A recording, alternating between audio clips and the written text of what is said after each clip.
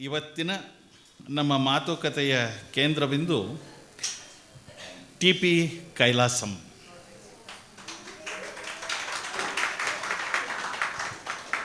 T P Kailasam ಅವರು ಎಲ್ರಿಗೂ ಗೊತ್ತು.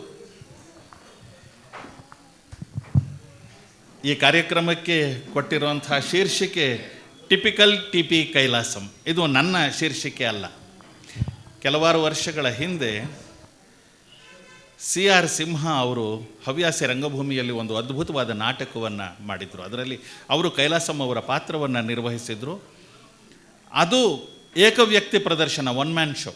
ಕೈಲಾಸಂ ಪಾತ್ರವನ್ನು ಅವರು ನಿರ್ವಹಿಸಿದ್ರು. ಆ ಪಾತ್ರದ ವಿವಿಧ ಸ್ತರಗಳು ಏನಿದ್ವು, ಶೇಡ್ಸ್ ಏನಿದ್ವು, ಬಣ್ಣಗಳು ಏನಿದ್ವು, ಅದನ್ನೆಲ್ಲ ಬಹಳ ಅದ್ಭುತವಾಗಿ ಅವರು ಪ್ರದರ್ಶನ ಮಾಡಿದರು. ಆ ನಾಟಕವನ್ನು ಬರೆದವರು ಟಿ ಎನ್ ನರಸಿಂಹನ್ ಅಂತ. ಈಗ ಇಬ್ಬರೂ ನಮ್ಮ ಜೊತೆಗೆ ಇಲ್ಲ, ಆದರೆ ಆ ನಾಟಕ ಮಾತ್ರ ಕನ್ನಡಿಗರ ಸ್ವತ್ತಾಗಿ ಉಳ್ಕೊಂಡಿದೆ. ಅಲ್ಲಿಂದ ಆ ಶೀರ್ಷಿಕೆಯನ್ನು ನಾನು ತಗೊಂಡಿದ್ದೇನೆ. ಕೈಲಾಸಂ ಅವರು ಕನ್ನಡ ನಾಡು ಕಂಡಂತಹ ಒಂದು ದೈತ್ಯ ಪ್ರತಿಭೆ. 19-20ನೇ ಶತಮಾನದ ಸಂಧಿಕಾಲದಲ್ಲಿ ಇದ್ದಂಥವರು ಅವರು. ನಾನು ತುಂಬ ಅಕಾಡೆಮಿಕ್ಕಾಗಿ ಅವರ ನಾಟಕಗಳ ಬಗ್ಗೆ ಚರ್ಚೆ ಮಾಡೋದಕ್ಕೆ ಹೋಗಲ್ಲ, ಯಾಕಂದರೆ ಇದು ಆ ತರಹದ ಚರ್ಚೆಗೆ ಸೂಕ್ತವಾದ ವೇದಿಕೆ ಅಲ್ಲ. ಹಾಗಾಗಿ ಅವರ ರಂಜನೀಯವಾದ ಮುಖ ಏನಿದೆ, ಕೈಲಾಸಂ ಜೋಕ್ಗಳು ನಾಡಿನಾದ್ಯಂತ, ವಿಶ್ವಾದ್ಯಂತ ಎಲ್ಲ ಕಡೆ ಪ್ರಚಲಿತವಾಗಿದೆ. ಹಾಗೆ ಅವರ ಹಾಡುಗಳು ಕೂಡ, ಕೆಲವೇ ಹಾಡುಗಳನ್ನು ಬರೆದಿದ್ದರೂ ಕೂಡ ಎಲ್ಲ ಕನ್ನಡಿಗರ ನಾಲಿಗೆ ಮೇಲೆ ಇವತ್ತಿಗೂ ಆ ಹಾಡುಗಳು ನೆಲೆದಾಡ್ತಾ ಇವೆ. ಆ ಒಂದೊಂದು ಹಾಡು ಹುಟ್ಟೋದಕ್ಕೂ ಒಂದೊಂದು ಕಥೆ ಇದೆ. ಒಂದೆರಡು ಆ ಹಾಡುಗಳು ಹುಟ್ಟಿದ ಸಮಯ ಏನು, ಅದರ ಕಥೆ ಏನು, ಅದನ್ನೆಲ್ಲ ಇಲ್ಲಿ ಸ್ವಲ್ಪ ನೆನಪಿಸ್ಕೊಳ್ಳೋದಕ್ಕೆ ಪ್ರಯತ್ನ ಪಡ್ತೇನೆ. ಕೈಲಾಸಂ ಅವರ ವ್ಯಕ್ತಿತ್ವವನ್ನು, ಅವರು ಯಾವ ರೀತಿಯಾಗಿ ಕನ್ನಡಕ್ಕೆ ಕೊಡುಗೆಗಳನ್ನು ಕೊಟ್ಟರು ಅಂತ ಸ್ವಲ್ಪ ಮಟ್ಟಿಗೆ ಅದರ ಮೇಲೆ ಬೆಳಕು ಚೆಲ್ಲುವಂಥ ಪ್ರಯತ್ನವನ್ನು ನಾನು ಮಾಡ್ತೇನೆ.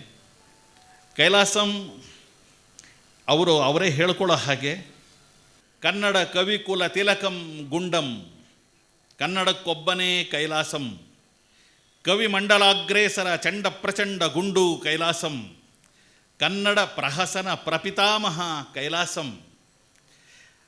ಹೀಗೆಲ್ಲ ಸ್ವಯಂ ಘೋಷಿತ ಬಿರುದಾಂಕಿತ ತಂಜಾವೂರು ಪರಮಶಿವ ಕೈಲಾಸಂ, ಟಿ ಪಿ ಕೈಲಾಸಂ. ಅವರು ಹುಟ್ಟಿದ ದಿನಾಂಕದ ಬಗ್ಗೆ ಸ್ವಲ್ಪ ಗೊಂದಲ ಇದೆ.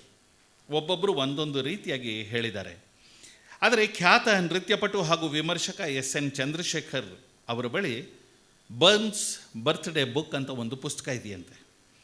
ಆ ಚಿಕ್ಕ ಪುಸ್ತಕದ ಒಂದು ಪುಟದಲ್ಲಿ ಕೈಲಾಸಂ ಅವರು 1886ನೇ ಇಸವಿ ಜುಲೈ 29ನೇ ತಾರೀಕು ಜನಿಸಿದರು ಅಂತ ಕೈಲಾಸಂ ಅವರ ಸಹೋದರ ಟಿ ಪಿ ಕೃಷ್ಣಸ್ವಾಮಿ ಅವರೇ ತಮ್ಮ ಸ್ವಹಸ್ತಾಕ್ಷರದಲ್ಲಿ ಬರೆದಿದ್ದಾರಂತೆ.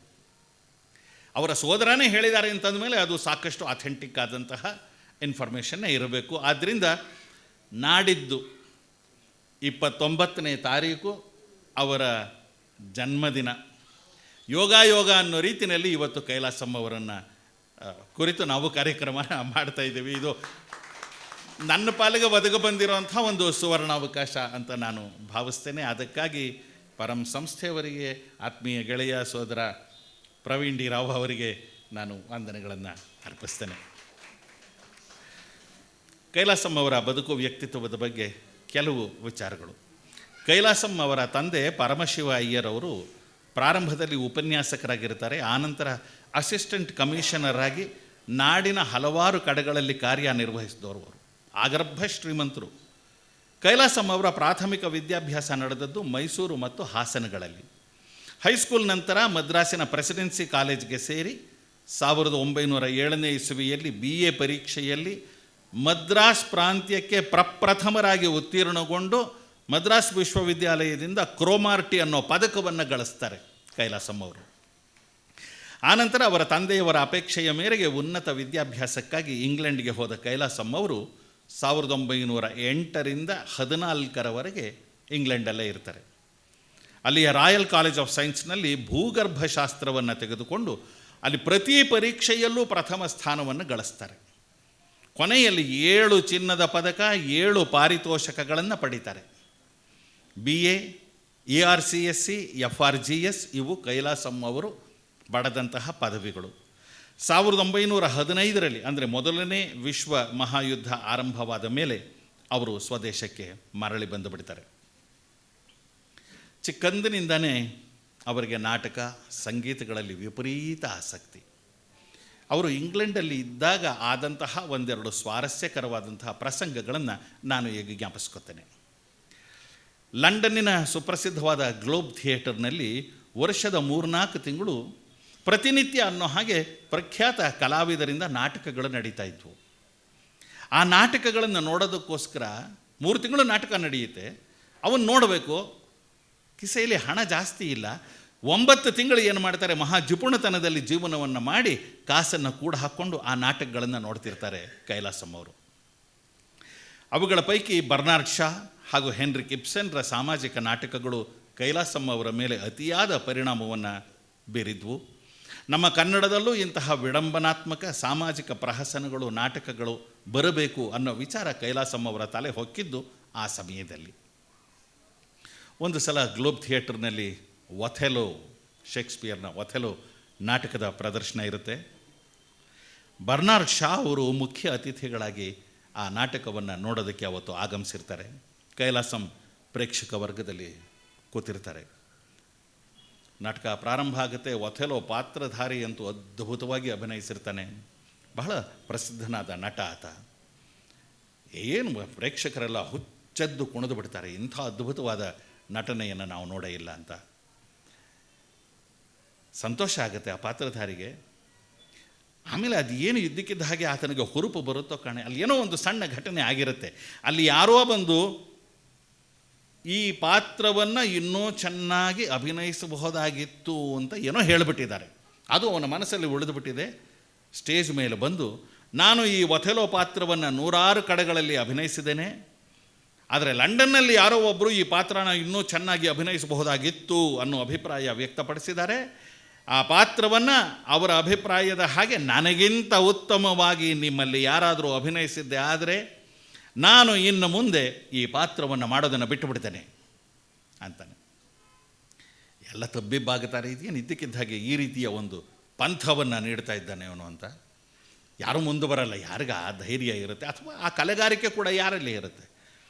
ಒಂದಷ್ಟು ಜನ ಇಂಗ್ಲೀಷ್ ಸ್ನೇಹಿತರು ಕೈಲಾಸಂ ಅವರಿಗೆ ಕುಮ್ಮಕ್ಕು ಕೊಡ್ತಾರೆ. ಕೈಲಾಸಂ ಅವರಿಗೆ ನಾಟಕದಲ್ಲಿ ಅಭಿರುಚಿ ಇರುತ್ತೆ ಅಂತ ಎಲ್ಲರಿಗೂ ಗೊತ್ತಿದ್ದ ವಿಷಯ ಅದು.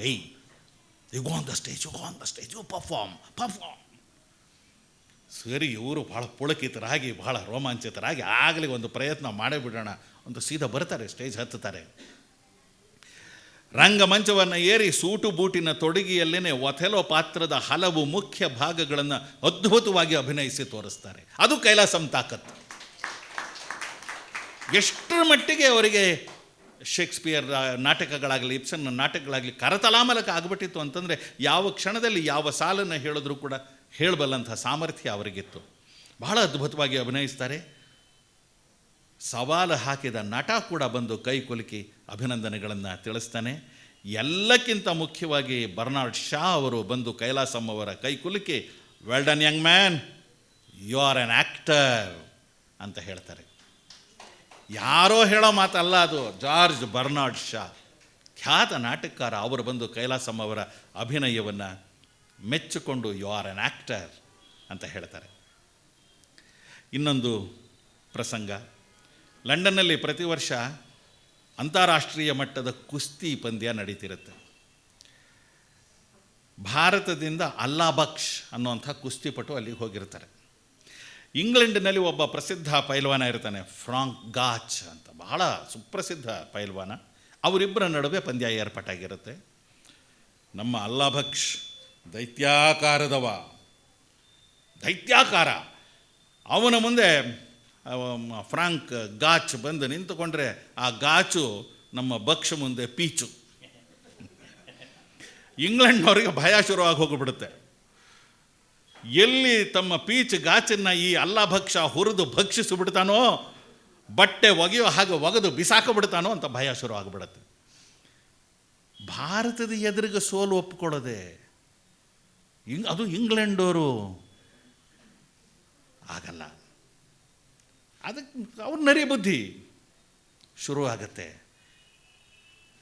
ಇದರಿಂದ ಈ ಅವಮಾನವನ್ನು ತಪ್ಪಿಸ್ಕೊಳ್ಳೋದಕ್ಕೆ ಇರೋದೊಂದು ಅಲ್ಲಾ ಬಕ್ಷ್ ಕುಸ್ತಿ ನಡೆದ್ರೆ ಅಲ್ಲಾ ಬಕ್ಷ್ ಗೆಲ್ಲೋದು ಗ್ಯಾರಂಟಿ. ಆ ಅಪಮಾನನ ತಪ್ಪಿಸ್ಕೋಬೇಕಾದ್ರೆ ಒಂದೇ ಒಂದು ಉಪಾಯ, ಫ್ರಾಂಕ್ ಗಾಚ್ನ ಮೇಲೆ ಯಾರೇ ಕುಸ್ತಿ ಮಾಡಬೇಕಿದ್ರೂ 100 ಪೌಂಡ್ಗಳನ್ನು ಬಾಜಿ ಹಣವಾಗಿ ಇಡಬೇಕು ಅಂತ ಷರತ್ತು ವಿಧಿಸ್ಬಿಡ್ತಾರೆ. ಎಲ್ಲಿಂದ ತರ್ತಾರೆ ಇವರು ಪಾಪ ಅಲ್ಲಾ ಬಕ್ಷ್ ಅಂತ, ಅಯ್ಯೋ 100 ಪೌಂಡು ನಾನೆಲ್ಲಿಂದ ತರಲಿ, ಅವನು ಕುಸಿದು ಕೂತ್ಕೋತಾನೆ, ನನ್ನ ಕೈನಲ್ಲಿ ಇದು ಸಾಧ್ಯ ಇಲ್ಲ ಅಂದರೆ ಏನರ್ಥ, ಸೋಲು ಒಪ್ಕೋಬೇಕು. ಎಲ್ಲ ಪ್ರತಿಭಟಿಸ್ತಾರೆ, ಅಲ್ಲಿದ್ದ ಭಾರತೀಯರು ಎಲ್ಲರೂ ಪ್ರತಿಭಟಿಸ್ತಾರೆ, ಇದು ಅನ್ಯಾಯ. ಕೊನೆ ಕ್ಷಣದಲ್ಲಿ ನೀವು ಈ ರೀತಿಯಾಗಿ ಷರತ್ತುಗಳನ್ನು ವಿಧಿಸೋದು ತಪ್ಪಾಗತ್ತೆ. ಕೇಳ್ತಾರಿಯೇ ಅವರು ಇಂಗ್ಲೆಂಡವರು? ನಮ್ಮ ಕೈಲಾಸಮ್ಮ ಅಲ್ಲೇ ಇರ್ತಾರೆ, ಅವರು ಪ್ರತಿಭಟಿಸ್ತಾರೆ, ಆದರೂ ಅವರು ಬಗ್ಗಲ್ಲ. ಸರಿ ಆಯಿತು, ನೀವು ಈ ಥರ ಕುತಂತ್ರವನ್ನು ಮಾಡಿದ್ರೆ ನಮಗೂ ನಮ್ಮ ಉಪಾಯಗಳು ಗೊತ್ತಿವೆ ಅಂತ ಹ್ಯಾಟ್ ಹಾಕ್ಕೊಂಡಿರ್ತಾರಲ್ಲ, ಹ್ಯಾಟನ್ನು ತೆಗೆದು ಅದನ್ನೇ ಒಂದು ಭಿಕ್ಷಾ ಪಾತ್ರೆಯಾಗಿ ಮಾಡ್ಕೋತಾರೆ. ಅಲ್ಲಿದ್ದ ಭಾರತೀಯರು ಮತ್ತು ಅವರ ಇಂಗ್ಲೀಷ್ ಸ್ನೇಹಿತರು ಯಾರೇ ಇರ್ತಾರೆ ಎಲ್ಲರ ಮುಂದೆ ಹೋಗಿ ಹಣನ ಕಲೆಕ್ಟ್ ಮಾಡೋದಕ್ಕೆ ಶುರು ಮಾಡ್ತಾರೆ. ನಿಮ್ಮ ಕೈಲಿ ಏನಾಗುತ್ತೋ ಆ ಕಾಣಿಕೆಯನ್ನು ಕೊಡಿ ಅಂತ. 100 ಪೌಂಡ್ ಕಲೆಕ್ಷನ್ ಆಗುತ್ತೆ. ತೊಗೊಂಬಂದು 100 ಪೌಂಡನ್ನು ಕಟ್ಟಿ ಅಲ್ಲಾ ಬಕ್ಷ್ ನೀವು ನಡೀರಿ ಕುಸ್ತಿ ಮಾಡಿ ಅಂತ ಕಳಿಸ್ತಾರೆ. ಅಲ್ಲಾ ಬಕ್ಷಗಂತೂ ಆನಂದ ಬಾಷ್ಪ, ಇಂಥ ಭಾರತೀಯರು ನನ್ನ ಜೊತೆಗಿದ್ದಾರೆ ಅಂತ ಸಂತೋಷ, ಏನು ಹುರುಪೆ ಗೆದ್ದು ಬಿಡ್ತಾನೆ. ಕಣಕ್ಕೆ ಇಳಿದವನೇ ಅರ್ಧ ಕ್ಷಣದಲ್ಲಿ ಆ ಪೀಚ್ ಗಾಚ್ ಇದ್ನಲ್ಲ ಅವನನ್ನು ಎತ್ತಲಾಗಿ ಆ ಕಾಡದಿಂದ ಆಚೆಗೆ ಎಸ್ತು ಬಿಡ್ತಾನೆ. ಎಲ್ರಿಗೂ ಖುಷಿಯೋ ಖುಷಿ. ಇದು ಕೈಲಾಸಂ ಅವರಿಗೆ ನಮ್ಮತನದ ಮೇಲೆ ಇದ್ದಂತಹ ಒಂದು ಭಕ್ತಿ ಗೌರವ. ನಮ್ಮ ಭಾರತೀಯತೆಯನ್ನು ನಾವು ಉಳಿಸ್ಕೋಬೇಕು, ನಮ್ಮ ಕುಸ್ತಿಪಟುಗಳನ್ನು ನಮ್ಮ ಕಲಾವಿದರನ್ನು ನಾವು ಗೌರವಿಸಬೇಕು ಅನ್ನೋದು. ಆಮೇಲೆ ಕೈಲಾಸಂ ಅವರಿಗೂ ಕೂಡ ಈ ಕುಸ್ತಿ ಇದರಲ್ಲಿ ತುಂಬ ಆಸಕ್ತಿ. ಬಾಲ್ಯದಿಂದ ಅವರು ಗರಡಿಯಲ್ಲಿ ಕಸರತ್ತು ಮಾಡಿ ಮೈಯನ್ನು ಬಲಪಡಿಸ್ಕೊಂಡಿದ್ದವರು. ಲಂಡನ್ನಲ್ಲಿ ಇದ್ದಾಗ ವಿಶ್ವವಿಖ್ಯಾತ ಅಯೂಜಿನ್ ಸ್ಯಾಂಡೋ ಕೇಳಿರ್ತೀರಿ ಹೆಸರು, ಅವನ ಶಿಷ್ಯನಾಗಿ ಮಾಂಸಖಂಡಗಳನ್ನು ಹುರಿಗಟ್ಟಿಸೋ ವಿಧಾನವನ್ನು ಕಲಿತು ಭಾರತಕ್ಕೆ ಬಂದ ಮೇಲೆ ಇಲ್ಲಿ ವ್ಯಾಯಾಮ ಶಾಲೆ ನಡೆಸ್ತಾ ಇದ್ದಂತಹ KV ಅಯ್ಯರ್ ಅವರಿಗೆ ಆ ತಂತ್ರಗಳನ್ನೆಲ್ಲ ಹೇಳಿಕೊಡ್ತಾರೆ ಕೈಲಾಸಂ ಅವರು. KV ಅಯ್ಯರ್ ಅವರು ನಮ್ಮ ಕೈಲಾಸಂ ಅವರ ಪಟ್ಟ ಶಿಷ್ಯ. ಈ ವಿಷಯಕ್ಕೆ ಸಂಬಂಧಪಟ್ಟ ಹಾಗೆ ಅವರದೊಂದು ಚಟಾಕಿ ಇದೆ. ಈ ಹುಡುಗರು ವೆಯ್ಟ್ ಲಿಫ್ಟ್ ಮಾಡ್ತಾ ಇರ್ತಾರಲ್ಲ, ಗರಡಿಯಲ್ಲಿ ಸಾಮ್ ಮಾಡ್ತಾ ಇರ್ತಾರಲ್ಲ, ಅವರನ್ನು ನೋಡ್ತಾ ಒಂದು ಸಲ KV ಅಯ್ಯರ್ ಅವ್ರಿಗೆ ಹೇಳ್ತಾರೆ, look at them I say, look at them. ಅವರು ವೇಟ್ ಎತ್ತದಾಗೆಲ್ಲ ಅವರು ಮೂತಿ ಮೇಲೆ ಅದರ ಸ್ಟ್ರೈನ್ ಹೇಗೆ ಹೆಪ್ಪುಗಟ್ಟುಕೊಳ್ಳುತ್ತೆ ಅನ್ನೋದನ್ನು ಗಮನಿಸು. No no, ಇದಾಗಬಾರ್ದು. ವ್ಯಾಯಾಮ ಮಾಡೋದರಿಂದ ಮಾಡೋವರ ಮೈ ಮಾರುತಿ ಮೈ ಹಾಗಾಗಬೇಕೇ ಹೊರತು ಮೂತಿ ಮಾರುತಿ ಹಾಗಾಗಬಾರ್ದಯ್ಯ. ವಿಪರೀತ ಕಷ್ಟಪಟ್ಟು ಅಂತ ಮುಖ ಎಲ್ಲ ಹಿಂಡುಕೊಂಡು ಎಲ್ಲ ಮಾಡ್ತಿದ್ರಲ್ಲ, ಅದು ನೋಡಿ ಮೂತಿ ಮಾರುತಿ ಹಾಗಾಗಬಾರ್ದು. ಅದು ಯಾವ ರೀತಿ ಆಯಾಸವನ್ನು ಪಡೆದ ರೀತಿಯಲ್ಲಿ ಕ್ರಮಬದ್ಧವಾಗಿ ವ್ಯಾಯಾಮವನ್ನು ಮಾಡಬೇಕು, ಅಂಗ ಸಾಧನೆಯನ್ನು ಮಾಡಬೇಕು ಅನ್ನೋ ತಂತ್ರಗಳನ್ನು ಕೈಲಾಸಂ ಅಲ್ಲಿ ಕಲಿಸ್ಕೊಡ್ತಾರೆ. ಎಲ್ಲಿಂದ ಎಲ್ಲಿಗೆ, ಎಲ್ಲಿ ನಾಟಕಕಾರ ಕೈಲಾಸಂ, ಎಲ್ಲಿ ಗೀತರಚನೆಕಾರ ಕೈಲಾಸಂ, ಎಲ್ಲಿ ಕುಸ್ತಿಪಟು ಕೈಲಾಸಂ. ಇನ್ನೊಂದು ಪ್ರಸಂಗ, ಕೈಲಾಸಂ ಅವರು ಲಂಡನ್ನಲ್ಲಿ ಇದ್ದಾಗ ಪಾಶ್ಚಾತ್ಯ ವಾದ್ಯಗಳಾದಂತಹ ಬುಲ್ಬುಲ್ ತರಂಗ್, ಪಿಯಾನೋ, ಹಾರ್ಮೋನಿಯಂ ಇವನ್ನೆಲ್ಲ ಬಹಳ ಅದ್ಭುತವಾಗಿ ನುಡಿಸೋದಕ್ಕೆ ಕಲ್ತ್ಕೋತಾರೆ. ಪಾಶ್ಚಾತ್ಯ ಸಂಗೀತದಲ್ಲೂ ಸಾಕಷ್ಟು ಪರಿಶ್ರಮವನ್ನು ಗಳಿಸ್ಕೋತಾರೆ. ಅವರಿಗೆ ಕರ್ನಾಟಕ ಸಂಗೀತದಲ್ಲೂ ಕೂಡ ತುಂಬ ಪರಿಶ್ರಮ ಇರುತ್ತೆ. ಅನೇಕ ರಾಗಗಳನ್ನು ಗುರುತಿಸಿ ತಕ್ಕ ಮಟ್ಟಿಗೆ ಹಾಡಬಲ್ಲವರಾಗಿರ್ತಾರೆ. ಲಂಡನ್ನ ಮ್ಯೂಸಿಕ್ ಹಾಲ್ಗಳಲ್ಲಿ ಸಂಗೀತ ಕಾರ್ಯಕ್ರಮಗಳು ನಡೀತಾ ಇರುತ್ತವೆ. ಕೈಲಾಸಂ ಅವರು ಯಾವಾಗಲೂ ಅಲ್ಲಿಗೆ ಹೋಗ್ತಾ ಇರ್ತಾರೆ. ಆ ಸಂಗೀತ ಕಾರ್ಯಕ್ರಮಗಳನ್ನು ನೋಡ್ತಾ ಅವುಗಳಲ್ಲಿ ಪಾಲ್ಗೊಂಡು ತಾವೂ ಒಂದಷ್ಟು ಕುಣಿದು ಕುಪ್ಪಳಿಸಿ ಬರ್ತಿರ್ತಾರೆ. CR ಸಿಂಹ ಅವರು ಒಂದು ಕಡೆ ಹೇಳ್ತಾರೆ, ಲಂಡನ್ನ ಮ್ಯೂಸಿಕ್ ಹಾಲ್ಗಳಲ್ಲಿ ಇಂಗ್ಲೀಷ್ ಗೀತೆಗಳ ಪದ ನಾದ ಕಿವಿಗೆ ಬೀಳ್ತಿದ್ದಾಗಲೇ ಅದಕ್ಕೆ ಸ್ಪಂದಿಸ್ತಾ ಇದ್ದದ್ದು ಕೈಲಾಸಂರ ಕನ್ನಡ ಹೃದಯ. ಈ ಮಾತು ನೋಡಿ ಭಾಳ ಚೆನ್ನಾಗಿದೆ. ಇಂಗ್ಲೀಷ್ ಹಾಡಿನ ಕಂಬಕ್ಕೆ ಕಟ್ಟಿ ಕೈಲಾಸಂ ಹಾರಿಸಿದ್ದು ಕನ್ನಡದ ಬಾವುಟ ಅಂತ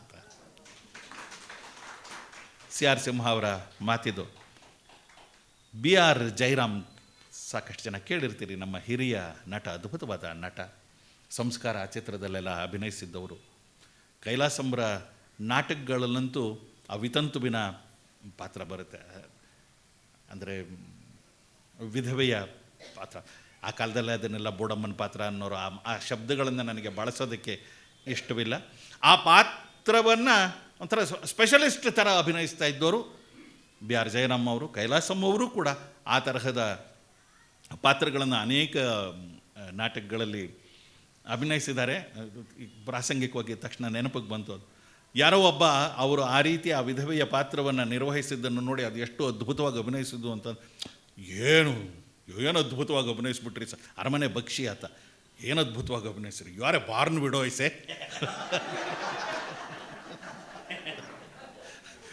ಕೈಲಾಸಂ ಅವರು ಕಕ್ಕಾಬಿಕ್ಕಿ ಆಗಿಬಿಡ್ತಾರೆ, ಏನು ಬಾರ್ನ್ ಆ್ಯಕ್ಟರು, ಬಾರ್ನ್ ಸಿಂಗರು, ಈ ಥರ ಎಲ್ಲ ಕೇಳಿದ್ದೆ, ಇದು ಹೀಗೂ ಉಂಟೆ ಅಂತ. ಎನಿವೆ, ಒಂದು ಸಲ ಬಿ ಆರ್ ಜಯರಾಮ್ ಅವರು ಈ ಪ್ರಸಂಗವನ್ನು ಜ್ಞಾಪಿಸ್ಕೋತಾರೆ. ಮ್ಯೂಸಿಕ್ ಹಾಲ್ನಲ್ಲಿ ಒಬ್ಬ ಗಾಯಕ ಬರ್ತಾನೆ, ಅಲ್ಲಿನ ಆ ಭಾಗದ ಒಬ್ಬ ಪ್ರಸಿದ್ಧ ಗಾಯಕ. ಅವನು ಬಂದು, ಈಗ ನಾನೊಂದು ಹಾಡು ಹಾಡ್ತೇನೆ, ಇದು ನನ್ನದೇ ಕಾಂಪೊಸಿಷನ್, ಈ ಹಾಡನ್ನು ಎಲ್ಲರೂ ಕೇಳಿಸ್ಕೊಳ್ಳಿ ಅಂತಾನೆ. ಆ ಹಾಡು ಯಾವುದಪ್ಪ ಅಂತಂದರೆ ನಮ್ಮ ಈಗ ರವಿ ಅದನ್ನು ಹಾಡಿ ತೋರಿಸ್ತಾರೆ. It's a long way to Tipperary, it's a long way to home. It's a long way to Tipperary, it's a long way to home. It's a long way to Tipperary, to the sweetest girl I know. Goodbye Piccadilly, farewell Leicester Square. It's a long way to Tipperary, but my heart stays there, stays there, stays there. ವಾ, ಆ singer ಇಷ್ಟು ಚೆನ್ನಾಗೇನೋ ಹೇಳಿರ್ಲಿಕ್ಕಿಲ್ಲ. ಇದನ್ನು ಹೇಳಿ, ಆ ಹಾಡನ್ನು ಹೇಳಿ ಆ ಗಾಯಕ ಏನು ಮಾಡ್ತಾನೆ, if anybody from the auditorium sings this song I will give £1 ಅಂತಾನೆ. ಅವ್ರಿಗೆಲ್ಲ ಏನೋ ಈ ಪಂಥಗಳನ್ನು ಒಡ್ಡೋದು ಅಂದರೆ ಇಂಗ್ಲೀಷರಿಗೆ ಭಾರಿ ಖುಷಿ ಅಂತ ಕಾಣುತ್ತೆ. ಯಾರಾದರೂ ನನ್ನಷ್ಟೇ ಚೆನ್ನಾಗಿ ಇದನ್ನು ಹಾಡಿದ್ರೆ £1 ಕೊಡ್ತೇನೆ ಬಹುಮಾನವಾಗಿ. ಸರಿ, ಕೈಲಾಸಂ ಅವರೆಲ್ಲ ಇರ್ತಾರಲ್ಲ, ಏನೋ ಮನಸ್ಸಲ್ಲಿ ಲೆಕ್ಕ ಹಾಕ್ಕೋತಾರೆ, 1-2 ನಿಮಿಷದಲ್ಲಿ ತಯಾರಿ ಮಾಡ್ಕೋತಾರೆ. ಆಶುಕವಿ ಅವರು ಹಾಗೆ ಪದಗಳು ನುಗ್ಗಿ ನುಗ್ಗಿ ಅವರ ತಲೆಗೆ ಬರ್ತಾ ಇರುತ್ತವೆ. ಸೀದಾ ಹೋಗ್ತಾರೆ, ಸ್ಟೇಜ್ ಹತ್ತಾರೆ, ಐ ವಿಲ್ ಸಿಂಗ್. ನೋಡ್ತಾರೆ, ಆಯಿತು, ಪುಟ್ಟ ಆಕೃತಿ ಅವರದ್ದು, ಆಯಿತು ಹಾಡಿ ನೋಡೋಣ, ಅದೇನು ಹಾಡ್ತಾರೆ, ಸಿಂಗ್. ಯಾವ ಹಾಡು ಹಾಡ್ತಾರೆ ಅವರು? ರವಿ, ನಮ್ಮ ತಿಪ್ಪಾರಳ್ಳಿ ಬಲು ದೂರ, ನಡಿಯಾಗ್ ಬಲು ದೂರ, ನಮ್ಮ ತಿಪ್ಪಾರಳ್ಳಿ ಬಲು ದೂರ, ಆದರೆ ಅಲ್ಲೋಳ್ ನಂಬಸ್ವಿ. ನಮ್ಮ ತಿಪ್ಪಾರಳ್ಳಿ ಬಲು ದೂರ, ನಡಿಯಾಗ್ ಬಲು ದೂರ, ನಮ್ಮ ತಿಪ್ಪಾರಳ್ಳಿ ಬಲು ದೂರ, ಆದರೆ ಅಲ್ಲೋಳ್ ನಂಬಸ್ವಿ. ಬೋರೇಗೌಡನೆಂಬ ಗೌಡ ಬಂದ ಬೆಂಗಳೂರಿಗೆ, ಗೌಡ ಬಂದ ಬೆಂಗಳೂರಿಗೆ, ಬಳೆಪೇಟೆ ಬಾಟಿ ಮೇಲೆ ಬರುತ್ತಿದ್ದಾಗ, ಬೋಡ ಬರುತ್ತಿದ್ದಾಗ, ಪೌಡರ್ ಗಿೌಡರ್ ಹಾಕಿಕೊಂಡ ಮನುಷ್ಯಳೊಬ್ಬಳು, ಕಣ್ಣು ಗಿಣ್ಣು ಮಿಟಿಕ್ಸಿ ಗಿಟಿಕ್ಸಿ ನೋಡಿ ನಕ್ಕಾಗ ಹಾಡ್ದ, ಬೇಡವ್ವ ಬಳೆಪೇಟೆ, ನಮಸ್ಕಾರ ನಗರ ಪೇಟೆ, ನಮ್ಮ ತಿಪ್ಪಾರಳ್ಳಿ ಬಲು ದೂರ, ಆದ್ರೆ ಅಲ್ಲೋಳ್ ನಂಬಸ್ವಿ.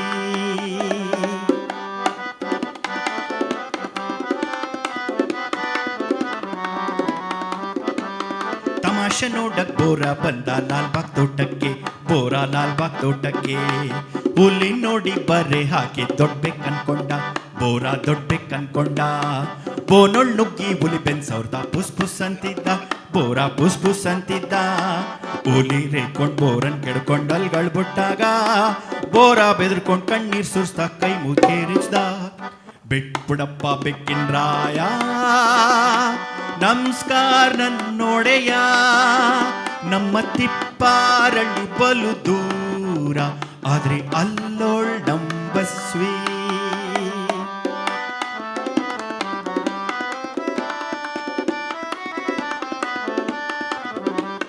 ಬಸ್ವಿನ್ ಕರ್ಕೊಂಡ್ ಬೋರ ಬಂದ ಇಜ್ಜಿ ದಸ್ಮಿಗೆ, ಬೋರ ಇಜ್ಜಿ ದಸ್ಮಿಗೆ. ಅರ್ಮನೆಗೆ ಮುಂದಂಬರ್ ಕಟ್ಟಿದಾನೆ ನೋಡಿದ, ಬೋರ ಆನೆ ನೋಡಿದ.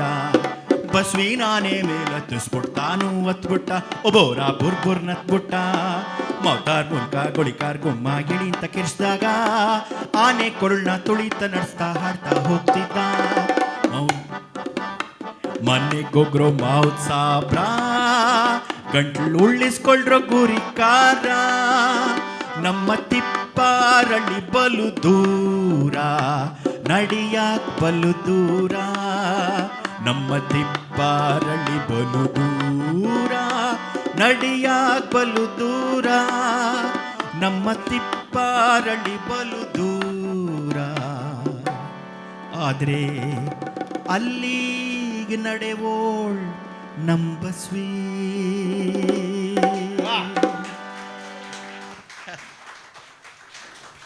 ಸೊಗಸಾಗಿ ಹಾಡಿದ್ರಿ ನೋಡಿ. ಇದು ಯಾವಾಗ ಈ ಹಾಡನ್ನು ಅವರು ಕಟ್ಟಿ ಚಾಲ್ತಿಗೆ ತಂದಿದ್ದು, ಇವತ್ತಿನ ತನಕ ನಾನೊಂದು 100 ಸಲ ಕೇಳಿದ್ದೇನೆ. ಆದರೆ ಯಾವತ್ತೂ ಮತ್ತೆ ಇನ್ನೊಂದು ಸಲ ಕೇಳೋದಕ್ಕೆ ಬೇಜಾರು ಅಂತ ಅನಿಸಿಲ್ಲ. ಪ್ರತಿ ಸಲ ಕೇಳಿದಾಗಲೂ ಅಷ್ಟೇ ಖುಷಿಯಾಗುತ್ತೆ. ನಮಗೆ ಗೊತ್ತಿಲ್ಲದ ಹಾಗೆ ನಮ್ಮ ಕಾಲುಗಳು ತಾಳ ಹಾಕುತ್ತವೆ. ಅಂಥ ಮಾಂತ್ರಿಕ ಶಕ್ತಿ ಕೈಲಾಸಂರ ಹಾಡುಗಳಿಗೆ. ಅಲ್ಲಿ ಆಯ್ತಲ್ಲ, ಅಲ್ಲಿ ಹಾಡಿದ್ರು, ಆ ಸಿಂಗರ್ ಕಾಕಾಬಿಕ್ಕಿ ಆಗಿ ಹೋಗ್ಬಿಟ್ಟ. ಅಯ್ಯಯ್ಯ, ಇದೇನಿದು?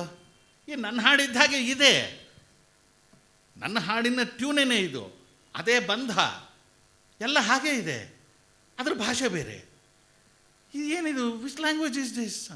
ಇದು ಕನ್ನಡ ಕಣೋ, ನನ್ನ ಭಾಷೆ, ಕನ್ನಡ ಭಾಷೆ ಇದು. ನಿನ್ನದು ಟ್ಯೂನು, ಆ ರಾಗವನ್ನು ನನ್ನ ಭಾಷೆಯಲ್ಲಿ ಆ ಹಾಡನ್ನು ನಾನು ಹಾಡು ತೋರಿಸಿದ್ದೀನಿ ನಿನಗೆ. ಅದು ಎಷ್ಟು ಕಡಿಮೆ ಸಮಯದಲ್ಲಿ, ಕೆಲವೇ ನಿಮಿಷಗಳ ಅವಧಿನಲ್ಲಿ ಆಶು ಕವಿತ್ವ ಅಂಥದ್ದು ಅವರದು. ಇಂಥ ಅದ್ಭುತವಾದ ಒಂದು ಎಷ್ಟು ಸೊಗಸಾದ ಚಿತ್ರಗಳಿವೆ ಆ ಹಾಡಲ್ಲಿ ನೋಡಿ.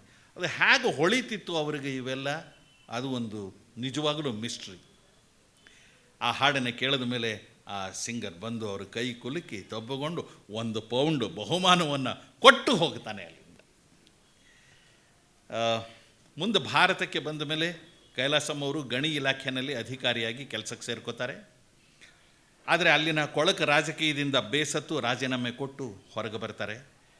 ಮನೆಯಲ್ಲಿ ತಂದೆಯವರ ಜೊತೆಗಿನ ಸಂಬಂಧನೂ ಹದಗೆಡುತ್ತೆ. ಇದು ಒಂದು ಕಾರಣ ಅದಕ್ಕೆ.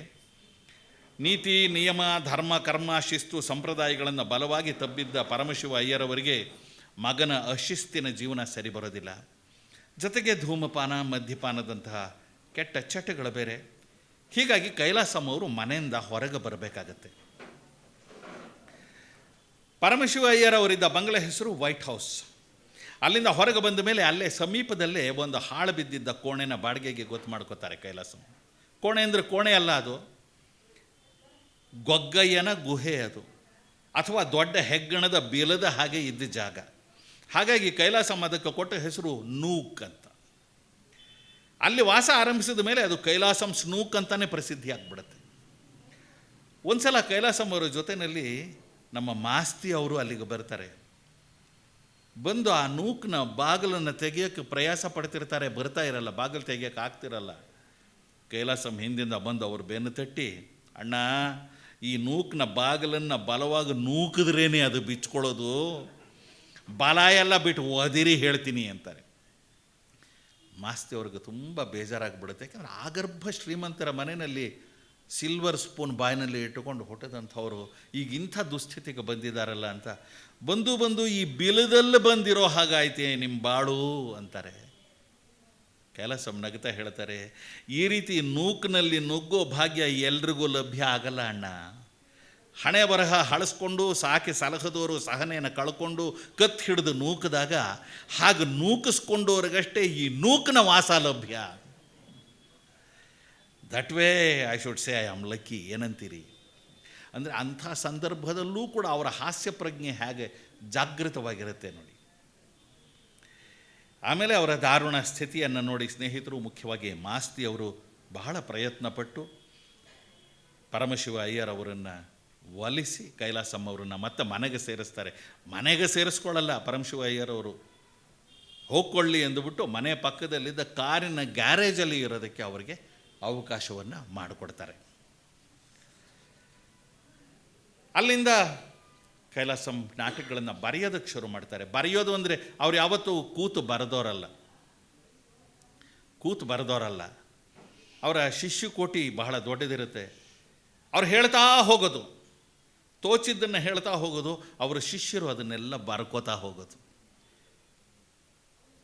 ಹಾಗೆ ಅವರ ನಾಟಕಗಳೆಲ್ಲವನ್ನು ಬರೆದುಕೊಂಡು ಆಮೇಲೆ ಅದನ್ನು ಪ್ರಕಾಶಕ್ಕೆ ತರ್ತಿರ್ತಾರೆ. ಅವರ ಕೃತಿಗಳು ಯಾವಪ್ಪ ಅಂದರೆ ಒಂದೊಂದು ನಾಟಕಕ್ಕೂ ಸಾಮಾನ್ಯ ಎರಡೆರಡು ಹೆಸರು, ಆ ಹೆಸರಿನಲ್ಲೇ ನೂರು ಅರ್ಥ.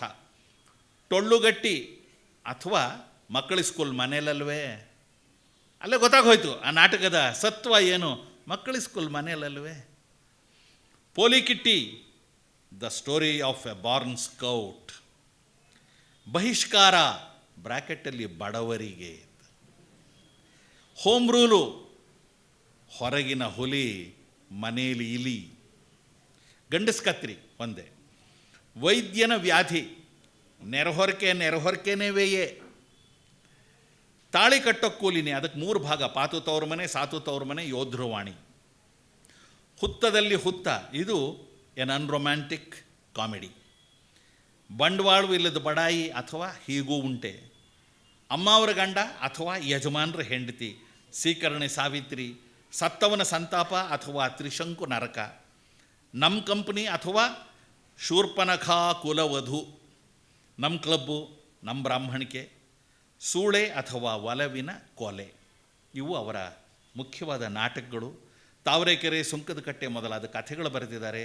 ತಿಪ್ಪಾರಳ್ಳಿ, ಕೋಳಿಕೆರಂಗ, ಕಾಶಿಗೋದ ನಮ್ಮ ಬಾವ, ನಂಜಿ ನನ್ನ ಪರಂಜಿನವ ಮೊದಲಾದ ಹಾಡುಗಳು. The purpose, the Brahmins curse, fulfilment, the burden ಮೊದಲಾದ ಇಂಗ್ಲೀಷ್ ನಾಟಕಗಳನ್ನು ಬರೆದಿದ್ದಾರೆ. ಈ ನಾಟಕಗಳ ವಿಶ್ಲೇಷಣೆಗೆ ನಾನು ಹೋಗಲಾಗಲೇ ಹೇಳಿದ ಹಾಗೆ ಅದು ತುಂಬ ಅಕಾಡೆಮಿಕ್ ಆಗೋದು ಬೇಡ. ಮೊದಲು ಬರೆದ ನಾಟಕ, ಈ ಕೈಲಾಸಂ ಅವರ ಮೊಟ್ಟ ಮೊದಲ ನಾಟಕ 1918ರಲ್ಲಿ ಅವರು ಬರೆದದ್ದು ಟೊಳ್ಳುಗಟ್ಟಿ. ಕನ್ನಡ ಇಂಗ್ಲೀಷ್ ಎರಡೂ ಭಾಷೆಗಳನ್ನು ಸರಿಸಮ ಅನ್ನೋ ರೀತಿಯಲ್ಲಿ ಬೆರೆಸಿ ಆಡು ಭಾಷೆಯನ್ನು ಶಕ್ತಿಯುತವಾಗಿ ಬಳಸಿ ತನ್ಮೂಲಕ ನಾಟಕ ರಚನಾ ಕ್ರಮದಲ್ಲಿ ಒಂದು ರೀತಿಯ ಕ್ರಾಂತಿಯನ್ನು ತಂದು ಅಂದಿನ ಎಲ್ಲ ಮಡಿವಂತ ಸಾಹಿತಿಗಳು ನಿಬ್ಬೆರಗಾಗಿ ಹುಬ್ಬೇರಿಸೋ ಹಾಗೆ ಮಾಡಿದವರು ಕೈಲಾಸಂ. ಆ ಕಾಲದಲ್ಲಿ ಅನೇಕ ಬಹುಮಾನಗಳು, ಪಾರಿತೋಷಕಗಳು ಈ ನಾಟಕಕ್ಕೆ ದೊರೆತು ಈ ಒಂದು ನಾಟಕದಿಂದನೇ ಕೈಲಾಸಂ ನಾಡಿನಾದ್ಯಂತ ಮನೆ ಮಾತಾಗಿ ಹೋಗ್ತಾರೆ. ಈ ನಾಟಕ ಓದಿ ದಿಗ್ಭ್ರಮೆಗೊಂಡಂತಹ KS ನರಸಿಂಹಸ್ವಾಮಿಗಳು ಒಂದು ಕಡೆ ಹೀಗೆ ಹೇಳ್ತಾರೆ: ಸದ್ದಿಲ್ಲದೆ ಶಾಂತಿಯಿಂದ ನಡೀತಾ ಇದ್ದ ಸಂತೆ ಒಂದಕ್ಕೆ ಇದ್ದಕ್ಕಿದ್ದಂತೆ ಕಾಡಾನೆ ನುಗ್ಗಿ ಬಂದ ಹಾಗಾಗುತ್ತಾ ಇದೆ. ಹಾಗೆ ಒಂದು ಹೊಸ ಕ್ರಾಂತಿಯನ್ನು ಇದು ತಂದಿದೆ, ಒಂದು ಹೊಸತನವನ್ನು ನಾಟಕ ಕ್ಷೇತ್ರದಲ್ಲಿ ತಂದಿದೆ ಅಂತ. ಆಗ ವೃತ್ತಿ ನಾಟಕಗಳು ವಿಜೃಂಭಿಸ್ತಾ ಇದ್ದಂತಹ ಸಂದರ್ಭ ಅದು. ವೃತ್ತಿ ನಾಟಕಗಳು ಅಂದರೆ ಪೌರಾಣಿಕ, ಐತಿಹಾಸಿಕ ನಾಟಕಗಳು. ಅಂಥ ಸಂದರ್ಭದಲ್ಲಿ ಈ ತರಹದ ಒಂದು ಸಾಮಾಜಿಕ ನಾಟಕ ಬಂದಿದ್ದು ಒಂದು ಹೊಸ ಅಧ್ಯಾಯವನ್ನು ಪ್ರಾರಂಭ ಮಾಡಿದ ಹಾಗಾಗುತ್ತೆ. ನಾಡೇ ಹೊಗಳ್ತಾ ಇದ್ದರೂ ಕೆಲವು ಮಡಿವಂತ ಉದ್ದಾಮ ಸಾಹಿತಿಗಳು ಎದುರಿಗೆ ಹೊಗಳ್ತಿರ್ತಾರೆ, ಚೆನ್ನಾಗಿದೆ ಅಂತಿರ್ತಾರೆ. ಮರೆಯಲ್ಲಿ ಇದ್ಯಾವ ಸುಡುಗಾಡು ಸಾಹಿತ್ಯನೋ, ಈ ತಮಿಳು ಮನುಷ್ಯ ಕನ್ನಡ ಇಂಗ್ಲೀಷ್ ಭಾಷೆಗಳ ಕಲಸು ಮೇಲೋಗರ ಮಾಡಿ ನಮ್ಮ ಸುಸಂಬದ್ಧ ಸಾಹಿತ್ಯನ ಕೊಲೆ ಮಾಡ್ತಿದ್ದಾನೆ, ಈತನ ನವ್ಯ ಶೈಲಿಯ ನಾಟಕಗಳ ತಲೆ ಬೋಳಿಸ್ತು ಅಂತ ಎಲ್ಲ ಆಡ್ಕೋತಾ ಇರ್ತಾರೆ.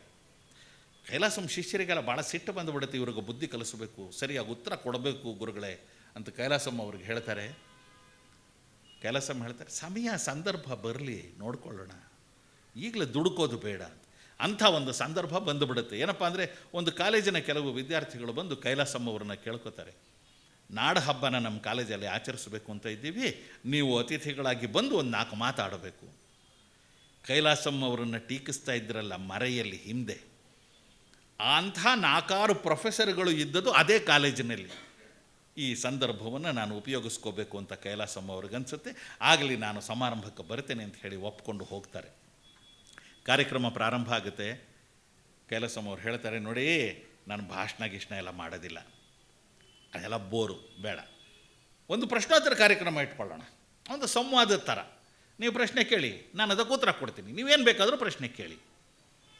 ಅದು ಚೆನ್ನಾಗಿರುತ್ತೆ, ಒಂಥರ ನಿಮ್ಮ ಪಾರ್ಟಿಸಿಪೇಷನ್ನು ಅದರಲ್ಲಿ ಇರುತ್ತೆ. ಸರಿ, ಒಬ್ಬ ವಿದ್ಯಾರ್ಥಿ ಎದ್ದು ನಿಂತ್ಕೊಂಡು ಹೇಳ್ತಾನೆ, ಒಂದು ವೇಳೆ ಭಗವಂತ ಭೂಮಿಗಿಳಿದು ಬಂದು ಸತ್ತ ಮೇಲೆ ನಿನಗೆ ಸ್ವರ್ಗ ಬೇಕು ನರಕ ಬೇಕು ಅಂತ ನಿಮ್ಮನ್ನು ಕೇಳಿದ್ರೆ ನೀವು ಯಾವುದನ್ನು ಆರಿಸ್ಕೋತೀರಿ ಸಾರ್ ಅಂತಾನೆ.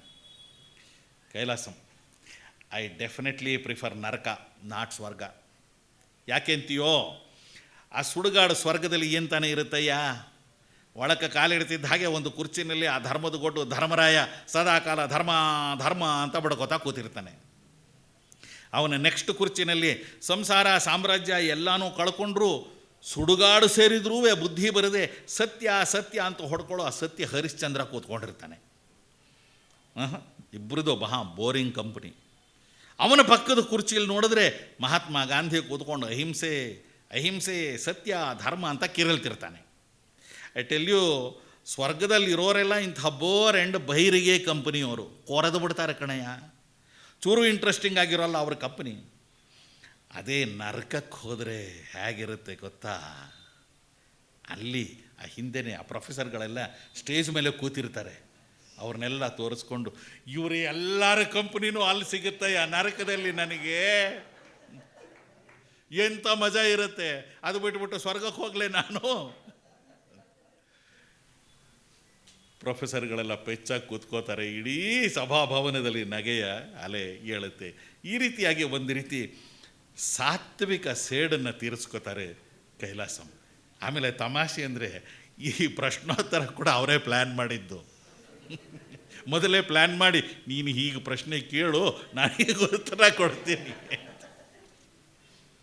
ಶಾಂತಲಾ, ರೂಪದರ್ಶಿ ಮೊದಲಾದ ಅದ್ಭುತವಾದ ಕಾದಂಬರಿಗಳನ್ನು ನಮಗೆ ಕೊಟ್ಟಿರುವಂಥವ್ರು ಕೆ ವಿ ಅಯ್ಯರ್ ಅವರು. ಆಶ್ಚರ್ಯ ಅನ್ನಿಸ್ಬೋದು ನಿಮಗೆ, ಕೆ ವಿ ಅಯ್ಯರ್ ಅವರು ಒಂದು ಕಾಲಕ್ಕೆ ಒಂದು ಹೋಟೆಲ್ನಲ್ಲಿ ಇಡ್ಲಿ ದೋಸೆ ಹಿಟ್ಟನ್ನು ರುಬ್ಬುತ್ತಾ ಇದ್ದವರು. ಬೆಳಗಿನಿಂದ ಸಂಜೆ ತನಕ ಅದೇ ವೃತ್ತಿಯವರದ್ದು. ಯಾವ ಸಾಹಿತ್ಯವನ್ನು ಅಧ್ಯಯನ ಮಾಡಿದವರಲ್ಲ ಆಗ ಅವರು. ಹಿಟ್ಟು ರುಬ್ಬಿ ರುಬ್ಬಿ ರುಬ್ಬಿ ಹೇಗೆ ಕೈಕಾಲುಗಳು ಗಟ್ಟಿಯಾಗಿಬಿಟ್ಟಿರುತ್ತೆ ಅಂತಂದರೆ ವಜ್ರಕಾಯ ಭೀಮಕಾಯ ಅವರು. ಅವರ ಆ ಗಟ್ಟಿಮುಟ್ಟಾದ ಶರೀರವನ್ನು ನೋಡಿ ಆ ಹೋಟೆಲ್ ಮಾಲೀಕ ಒಂದು ವ್ಯಾಯಾಮ ಶಾಲೆನ ಶುರು ಮಾಡೋಣ, ನೀವು ಅಲ್ಲಿ ಶಿಕ್ಷಕರಾಗಿ ಹುಡುಗರಿಗೆ ತರಬೇತಿ ಕೊಡಿ ಅಂತ ಹೇಳಿ ವ್ಯಾಯಾಮ ಶಾಲೆನ ಪ್ರಾರಂಭ ಮಾಡಿಸಿರ್ತಾರೆ. ಕೈಲಾಸಂ ಅವರು ಲಂಡನ್ನಿಂದ ಬಂದ ಮೇಲೆ ಆ ವ್ಯಾಯಾಮ ಶಾಲೆಯಲ್ಲೇ ಅಯ್ಯರವ್ರನ್ನ ಭೇಟಿಯಾಗಿ ಅವರಿಗೆ ವ್ಯಾಯಾಮ ಮಾಡುವ ಕ್ರಮವನ್ನು ಕೂಡ ಕಲಿಸಿಕೊಟ್ಟಿರ್ತಾರೆ. ಕೈಲಾಸಂ ಅವರೇ ಕೆ ವಿ ಅಯ್ಯರ್ ಅವರಿಗೆ ಓದಿನ ಮಹತ್ವವನ್ನು ತಿಳಿಸಿಕೊಟ್ಟದ್ದು. ಒಂದು ಸಲ ಅಂತೂ ಕೈಲಾಸಂ ಅವರ ಮನೆ ಅಡುಗೆವನಾದ ಕೃಷ್ಣ, ಮನೆ ಅಡುಗೆವನವನು, ಅವನು ಬರ್ನಾರ್ಡ್ ಶಾ, ಶೇಕ್ಸ್ಪಿಯರ್ ಅವರ ಕೃತಿಗಳನ್ನು ನಾನು ಓದ್ತೀನಿ ಅಂತ ಹೇಳಿದಾಗ ಕೆ ವಿ ಅಯ್ಯರ್ ಅವರಿಗೆ ನಾಚಿಕೆ ಆಗಿಬಿಡುತ್ತೆ. ಅಡುಗೆಯವನು ಇಷ್ಟರ ಮಟ್ಟಿಗೆ ಸುಸಂಸ್ಕೃತನಾಗಿದ್ದರೆ, ಎಜುಕೇಟೆಡ್ ಆಗಿದ್ದರೆ ನಾನು ಇದೇನು ಮಾಡ್ತಾ ಇದ್ದೇನೆ ಅಂತ. ಆಗ ಕೈಲಾಸಂ ಅವ್ರಿಗೆ ಹೇಳ್ತಾರೆ, ಆ ಮಾತು ಎಲ್ಲರೂ ಕೂಡ ಗಮನ ಇಟ್ಟು ಕೇಳಿಸ್ಕೊಂಡು ನಾವು ನಮ್ಮ ಜೀವನದಲ್ಲಿ ಜಾರಿಗೆ ತರಬೇಕು. ಒಂದೆರಡು ತಾಸಾದರೂ ಒಳ್ಳೆ ಸಾಹಿತ್ಯ ಓದದೆ ಮಲಗೋಲ್ಲ ಅಂತ ಶಪಥ ಮಾಡು. ಕೆ ವಿ ಅಯ್ಯರ್ಗೆ ಹೇಳೋ ಮಾತು. ಬರೀ ವ್ಯಾಯಾಮ ಮಾಡಿ ಮೈ ಬೆಳೆಸಿದ್ರೆ ಸಾಲದು, ಬ್ರೈನು ಬೆಳಿಬೇಕು. ಇಲ್ಲದಿದ್ದರೆ you will be sorry for it when you get old. Life becomes miserable and unbearable. Physical culturist ಅಂದರೆ ಮೊದಲೇ ಎಲ್ಲರೂ all brawn and no brains ಅಂತಿದ್ದಾರೆ. ಅದನ್ನು ನಿನ್ನಂಥವರು ಡಿಸ್ಪ್ರೂವ್ ಮಾಡಬೇಕು. Brawn and brain can go together ಅನ್ನೋದನ್ನು ಪ್ರೂವ್ ಮಾಡಿ ತೋರಿಸ್ಬೇಕು ಈ ಪ್ರಪಂಚಕ್ಕೆ.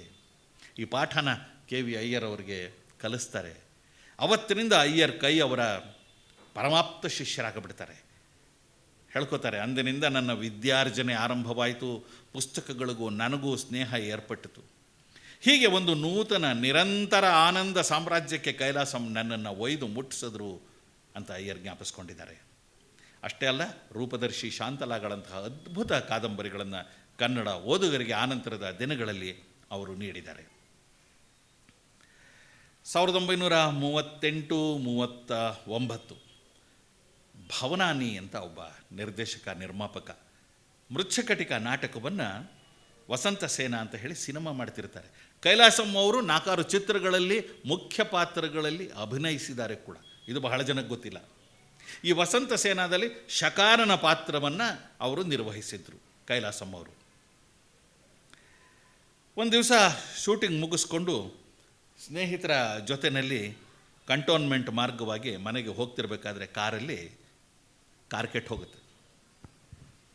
ಏನು ಮಾಡೋದು, ಅದು ರಿಪೇರಿ ಆಗೋ ತನಕ ಮುಂದಕ್ಕೆ ಹೋಗೋ ಹಾಗಿಲ್ಲ. ಅಲ್ಲೇ ಕಾರಿಂದ ಕೆಳಗಿಳಿದು ಸಿಗರೇಟ್ ಸೇತ ನಿಂತ್ಕೊಂಡಿರ್ತಾರೆ. ಅಲ್ಲಿ ಇದ್ದ ಒಂದು ಮಹಡಿ ಮನೆಯಿಂದ ಯಾವುದೋ ಒಂದು ಹಾಡು ಅಲೆ ಅಲೆಯಾಗಿ ತೇಲಿ ಬಂದು ಇವರ ಕಿವಿಗೆ ಬೀಳುತ್ತೆ. ಆ ಹಾಡು ಯಾವುದಪ್ಪ ಅಂತಂದರೆ, Constantinople CONSTANTINOPLE Constantinople CONSTANTINOPLE CONSTANTINOPLE Try your luck and bend your butt and sing along with me. ಈ ಹಾಡು ಕೇಳಿಸುತ್ತೆ ಅವರಿಗೆ. ಆ ಹಾಡು ಕೇಳ್ತಿದ್ದ ಹಾಗೆ ಮತ್ತೆ ಒಳಗೆ ಸ್ಫುರಿಸೋದಕ್ಕೆ ಶುರುವಾಗುತ್ತೆ. ಆಶು ಕವಿತ್ವ ಜಾಗೃತವಾಗುತ್ತೆ. ಆ ಹಾಡಿನ ಧಾಟಿಯನ್ನೇ ಅನುಸರಿಸ್ಕೊಂಡು ಆ ಕ್ಷಣದಲ್ಲೇ ಹೊಸದೊಂದು ಹಾಡನ್ನು ಕಟ್ತಾರೆ. ಆ ಹಾಡು ಯಾವುದಪ್ಪ ಅಂತಂದರೆ, ನಾನು ಕೋಳಿಕೆ ರಂಗ ಕೋನುಳೀನು ಕೇನು ರಾನು ಸೊನ್ನೆಗ. ನಾನು ಕೋಳಿಕೆ ರಂಗ ಕೋನುಳೀನು ಕೇನು ರಾನು ಸೊನ್ನೆಗ. ಕಕುತ್ವಳಿ ಕಾಕೆತ್ವರ ಒಂದು ಸೊನ್ನೆಯೂನುಗ. ಇದನ್ನ ಹಾಡಕ್ ಬರ್ದೆ ಬಾಯ್ ಬಿಡೋನು ಬೆಪ್ಪು ನನ್ ಮಗ. ನಾನು ಕೋಳಿಕೆ ರಂಗ ಕೋನುಳೀನು ಕೇನು ರಾನು ಸೊನ್ನೆಗ. ಕಕುತ್ವಳಿ ಕಾಕೆತ್ವರ ಒಂದು ಸೊನ್ನೆಯೂನುಗ. ನಮ್ಮ ತಿಪ್ಪರಳ್ಳಿ ಬೋರನಣ್ಣನ್ ತಮ್ಮನ್ ದೊಡ್ಡ ಮಗ. ನಾನು ಕೋಳಿಕೆ ರಂಗ ಕೋನುಳೀನು ಕೇನು ರಾನು ಸೊನ್ನೆಗ. ನಾನು ಹುಟ್ಟಿದ್ವಡ್ರಳ್ಳಿ ಬೆಳೆದದ್ದು ಬ್ಯಾಡ್ರಳ್ಳಿ. ನಾನು ಹುಟ್ಟಿದ್ವಡ್ರಳ್ಳಿ ಬೆಳೆದದ್ದು ಬ್ಯಾಡ್ರಳ್ಳಿ ಮದುವೆ ಮಾರ್ನಳ್ಳಿ. ನಾನು ಹುಟ್ಟಿದ್ವಡ್ರಳ್ಳಿ ಬೆಳೆದದ್ದು ಬ್ಯಾಡ್ರಳ್ಳಿ ಮದುವೆ ಮಾರ್ನಳ್ಳಿ ಒಲ್ಗಳ್ಳಾರ್ನಳ್ಳಿ. ನಮ್ ಸಾನ್ಬೋಗ್ರಯ್ಯ ಅವರಲ್ದೆ ಸೇಕ್ತಾರಪ್ಪ. ಇವರೆಲ್ರು ಕಂಡವ್ರೆ ನನ್ನ. ಅಟ್ಟಿ ಎಕ್ಕಳ್ನು ಬಿಟ್ಟು ಎಂಡ್ರನ್ನು ಮಕ್ಕಳನ್ನು ಬಿಟ್ಟು. ಅಟ್ಟಿ ಎಕ್ಕಳ್ನು ಬಿಟ್ಟು ಎಂಡ್ರನ್ನು ಮಕ್ಕಳನ್ನು ಬಿಟ್ಟು ಬಂದೇವ್ ನಿನ್ನ ನಿಮ್ ಮುಂದೆ ನಿಂತೇವ್ ನಿನ್ನ. ನಮ್ಮಳ್ಳಿ ಕೀಲಾಡಿ ಉಂಜ. ನಾನು ಕೋಳಿಕೆ ರಂಗ ಕೋನುಳೀನು ಕೇನು ರಾನು ಸೊನ್ನೆಗ. ಎತ್ತಿಲ್ ಬಂಡಿಗಳುವೆ ಎಣ್ಣಿಲ್ ದೀಪಗಳುವೆ ತುಂಬಿ ಮೈಸೂರಿಗೆ ಬಂದೆ. ದೊಡ್ಡ ಚೌಕದ ಮುಂದೆ ದೊಡ್ಡ ಗಡಿಯಾರದ ಹಿಂದೆ ಕಟ್ ತಂದಿದ್ ಬುತ್ತಿ ತಿಂತಿದ್ದೆ. ಅಲ್ಲೇ ಕುದುರೆ ಮೇಲೆ ಕುಳ್ತಿದ್ದೊಬ್ಬ ಸಾವಾರಯ್ಯ. ಕೆದರಿದ ಮೀಸೆ ಮೇಲೆ ಆಡಿಸ್ತಾನ್ ತನ್ ಕೈಯ. ಹೆದರಿಸ್ತಾನೆ ಗದರಿಸ್ತಾನೆ ಕೇಳ್ತಾನೆ ನನ್ನ. ಯಾರೋ ಯಾಕೋ ಇಲ್ಲಿ. ನಾನು ಕೋಳಿಕೆ ರಂಗ ಕೋನುಳೀನು ಕೇನು ರಾನು ಸೊನ್ನೆಗ. ಕಕುತ್ವಳಿ ಕಾಕೆತ್ವರ ಒಂದು ಸೊನ್ನೆಯೂನುಗ. ನಮ್ಮ ತಿಪ್ಪರಳ್ಳಿ ಬೋರನಣ್ಣನ್ ತಮ್ಮನ್ ದೊಡ್ಡ ಮಗ. ನಾನು ಕೋಳಿಕೆ ರಂಗ ಕೋನುಳೀನು ಕೇನು ರಾನು ಸೊನ್ನೆಗ. ಕಕುತ್ವಳಿ ಕಾಕೆತ್ವರ ಒಂದು ಸೊನ್ನೆಯೂನುಗ. ಇದನ್ನ ಹಾಡಕ್ ಬರ್ದೆ ಬಾಯ್ ಬಿಡೋನು ಬೆಪ್ಪು ನನ್ ಮಗ. ಇದು ಕೈಲಾಸಂ ಅವರ ಆಶು ಕವಿತ್ವ.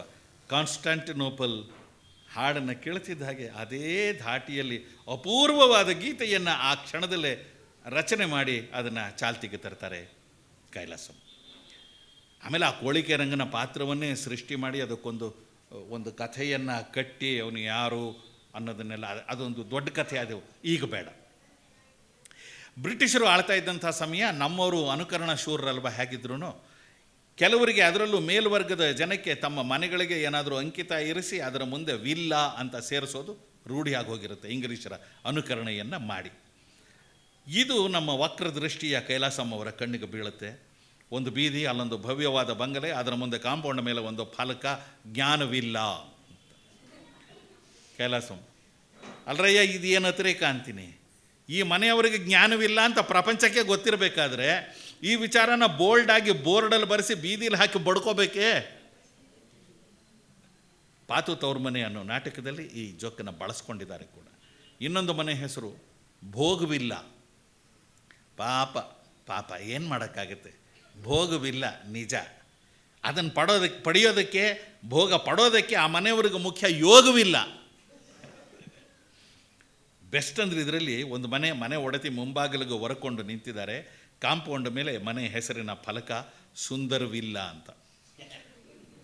ನೋಡ್ತಾರೆ, ಕೈಲಾಸಮ್ಮ ನೋಡ್ತಾರೆ, ಒಂದು ಸಲ ಫಲಕ ನೋಡ್ತಾರೆ, ಒಂದು ಸಲ ಆ ಬೋರ್ಡನ್ನು ನೋಡ್ತಾರೆ, ಸುಂದರವಿಲ್ಲ ಅಂತಿರುತ್ತೆ. ಒಂದು ಇಜ್ಜಲು ತುಂಡು ತಗೊಂಡು ಅದ್ರ ಕೆಳಗೆ ಪರವಾಗಿಲ್ಲ ಅಂತ. ಇದು ಅವರ ರಸಿಕತೆಗೆ, ಅವರ ತುಂಟುತನಕ್ಕೆ ಸಾಕ್ಷಿ. Professor TS. ವೆಂಕಣ್ಣಯ್ಯನವ್ರ ಹೆಸರು ಎಲ್ಲರೂ ಕೇಳಿರ್ತೀರಿ. ಮಹಾ ಎತ್ತರದ ಇಸುಮು ಅವರು, ಹೆಚ್ಚು ಕಮ್ಮಿ 7 ಅಡಿ ಇರ್ತಾರವರು. ಕೈಲಾಸಮ್ಮ ಅವರು ಕುಳ್ಳು, 5 ಅಡಿ 2 ಅಂಗುಲ, ಹಬ್ಬ ಅಂದರೆ 2.5 ಅಷ್ಟೇ. ಒಂದು ದಿವಸ ಇಬ್ಬರು ಜೊತೆಯಲ್ಲಿ ನಡ್ಕೊಂಬರ್ತಿರ್ತಾರೆ. ಜಸ್ಟ್ ಇಮ್ಯಾಜಿನ್, 7 ಅಡಿ ಎತ್ತರದ ವೆಂಕಣ್ಣಯ್ಯನವರು, 5 ಅಡಿ 2 ಅಂಗುಲದ ಕೈಲಾಸಮ್ಮ ಅವರು ಅಕ್ಕಪಕ್ಕದಲ್ಲಿ ನಡ್ಕೊಂಡು ಬರ್ತಿರ್ತಾರೆ. ಅಲ್ಲೊಬ್ಬ ಫುಟ್ಪಾತ್ ಮೇಲೆ ಹಣ್ಣು ತರಕಾರಿ ಎಲ್ಲ ಇಟ್ಕೊಂಡು ಮಾರ್ತಾ ಇರ್ತಾನೆ. ವೆಂಕಣ್ಣಯ್ಯನವರು ಹೋಗಿ ಎತ್ತರಕ್ಕೆ ಹೀಗೆ ನಿಂತ್ಕೊಂಡು ಹಾಗೆ ಸೆಟ್ಕೊಂಡೆ, ನಿನ್ನೆ ಹೇಗಪ್ಪ ನಿಂಬೆಹಣ್ಣು ಅಂತಾರೆ. ಪಕ್ಕದಲ್ಲೇ ನಿಂತಿದ್ದು ಕೈಲಾಸಮ್ಮ ಅವರು, ಅದು ನಿಂಬೆ ಹಣ್ಣಲ್ಲ ಸ್ವಾಮಿ, ಮೂಸಂಬಿ. ಎತ್ತರದಿಂದ ನಿಮಗೆ ಕಾಣ್ತಿದೆ ಅಷ್ಟೇ, ಸ್ವಲ್ಪ ನಡು ಬಗ್ಸಿ ನೋಡೋಣವಾಗಲಿ ಅಂತಾರೆ. ಇನ್ನೊಂದು ದಿವಸ ವೆಂಕಣ್ಣಯ್ಯನವರು ಕೈಲಾಸಮ್ಮ ರಸ್ತೆ ಒಂದರಲ್ಲಿ ಎದರ ಬದರಾಗಿ ಬರ್ತಾರೆ. ಆ ಕಡೆಯಿಂದ ವೆಂಕಣ್ಣಯ್ಯನವರು, ಈ ಕಡೆಯಿಂದ ಕೈಲಾಸಮ್ಮ ವೆಂಕಣ್ಣಯ್ಯವ್ರನ್ನ ಕೇಳ್ತಾರೆ, ಸ್ವಾಮಿ ವೆಂಕಣ್ಣಯ್ಯನವರೇ, ಹಾಗೆ ಸ್ವಲ್ಪ ತಲೆ ಎತ್ತು ನೋಡಿ, ನಮ್ಮ ಪೂರ್ವಿಕರೆಲ್ಲ ಹೇಗಿದ್ದಾರೆ ಅಂತ ಹೇಳಿ. ವೆಂಕಣ್ಣಯ್ಯನವರು, ಅವರೇನು ಕಮ್ಮಿ ಇಲ್ಲ, ಮೇಲೆ ನಿಮ್ಮ ಪೂರ್ವಿಕರೆಲ್ಲ ಚೆನ್ನಾಗೇ ಇದ್ದಾರೆ, ಅಂತ ಹಾಗೆ ನೀವು ಕೆಳಗೆ ನೋಡಿ ನಮ್ಮ ಪೂರ್ವಿಕರು ಹೇಗಿದ್ದಾರೆ ಅಂತ ಹೇಳಿಬಿಡಿ ದೇವರು. ಇನ್ನೊಂದು ಸಲ ಹೀಗೆ ಬರ್ತಿರ್ತಾರೆ ಕೈಲಾಸಮ್ಮ ತಮ್ಮ ಶಿಷ್ಯರ ಜೊತೆಯಲ್ಲಿ. ಅಲ್ಲಿ ಒಂದು ಅಂಗಡಿ, ಬೋರ್ಡು, ಬ್ರಾಹ್ಮಿನ್ಸ್ ಬೇಕರಿ ಅಂತ. ಇದೇನು ನಗಬೇಕು ಅಳಬೇಕು ಅಲ್ರಿ, ಎಲ್ಲರೂ ಬ್ರಾಹ್ಮಿನ್ಸ್ ಬೇಡ್ರಿ ಅಂತ ಬಡ್ಕೋತಿರ್ಬೇಕಾದ್ರೆ ಈ ಬ್ರೆಡ್ ಅಂಗಡಿಯವನು ಬ್ರಾಹ್ಮಿನ್ಸ್ ಬೇಕರಿ ಅಂತ ಬೋಲ್ಡಾಗಿ ಬೋರ್ಡ್ ಹಾಕಿದಾನೆ ನೋಡ್ರಿ. ಏನು ಎದಗಾರಿಕೆ ಅಂತೀನಿ. ಶಬ್ದಗಳನ್ನು ತಿರುಚುವುದು, ಪನ್ ಮಾಡೋದು ಕೈಲಾಸಮ್ಮ ಅವರ ವೈಶಿಷ್ಟ್ಯ. ಪ್ರಾಸಂಗಿಕವಾಗಿ ಅವರ ಇನ್ನೊಂದು ಮಾತು, caste is determined by individual worth to earth. ಮಾತು ನೋಡಿ ಎಷ್ಟು ಚೆನ್ನಾಗಿದೆ. It's determined by individual worth to earth and not by incidental or accidental birth.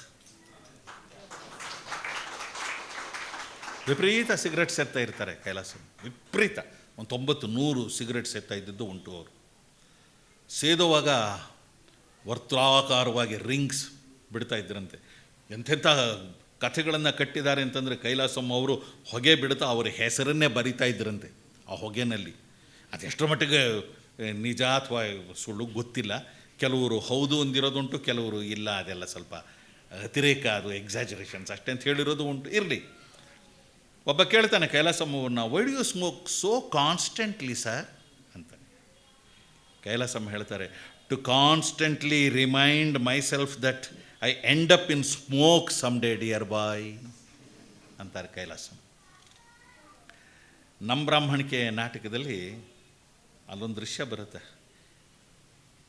Cigarette ಸೇದೋ ಕ್ರಮ ಇದೆಯಲ್ಲ, ಇಲ್ಲ ಬಾಯಲ್ಲಿಟ್ಕೊಂಡು ಬೆಂಕಿ ಕಡ್ಡಿ ಗೀಚಿ ಬೆಂಕಿಯನ್ನು ಸಿಗರೇಟ್ ತುದಿಗೆ ಸೋಗಿಸಿ ಹಚ್ಕೊಳ್ಳೋದು.